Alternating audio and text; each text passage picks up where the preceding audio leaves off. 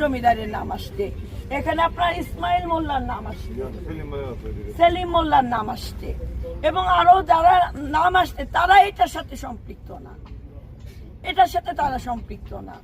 তো আমরা যে তথ্যটা দিচ্ছি সেটার জন্য অথেন্টিক হোক। আপনারাও যে কাজটা করছেন, আপনার কাজের কিন্তু সততার পরিচয় কিন্তু আপনার সঠিক তথ্যটা উপস্থাপনের মাধ্যমে।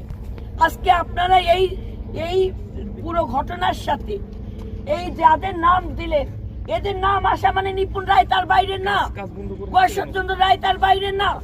আপনি কোথায় আঘাত করতেছেন? আর গয়েশ্বরচন্দ্র রায়ের নাম আসা মানে তারেক রহমান, খালেদা জিয়া তার বাইরে না। আপনারা বিবেক দিয়ে নিউজ করবেন। জনগণের হক মেরে খাওয়ার জন্য আমরা বিএনপি রাজনীতি করি না, আমরা জনগণের অধিকার পূর্ণ প্রতিষ্ঠার জন্য রাজনীতি করি। আপনারা দেখছেন প্রত্যেকটা গ্রামে গ্রামে আমরা উঠোন বৈঠক করছি। ওই মানুষের, ওই গ্রামের মানুষ কি চায়, কেমন করে তার গ্রামের উন্নয়ন চায়, কেমন করে তার সমাজকে সুন্দর করতে চায়, কিভাবে মাদককে নির্মূল করার জন্য কোন ব্যবস্থা গ্রহণ করা যায়, আমরা সেইভাবে আলোচনা করছি। আমরা দেখছি কেরানীগঞ্জে বিভিন্ন জায়গায় ময়লা নিয়ে বিভিন্ন ধরনের অসন্তুষ্টি তৈরি হয়েছে।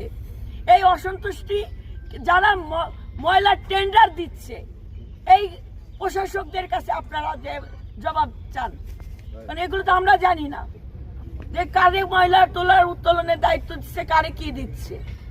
এইগুলোর একটা সুষ্ঠু বন্টনের ব্যবস্থা আছে, নিয়ন্ত্রণের ব্যবস্থা আছে।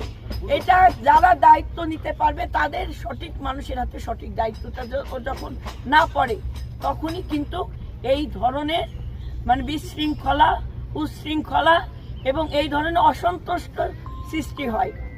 আগামী জাতীয় নির্বাচন আমরা জনগণের কাছে যাব, জনগণের সন্তুষ্টি পাওয়ার জন্য আমরা কাজ করছি। জনগণের ভোটে আগামী দিনে ইনশাআল্লাহ বিএনপি ক্ষমতায় আসবে। আমি বিএনপির সকল পর্যায়ের নেতৃবৃন্দদেরকে আহ্বান জানাবো, কারোর ষড়যন্ত্রে আপনারা পা দেবেন না। 17 বছর ব্যবসা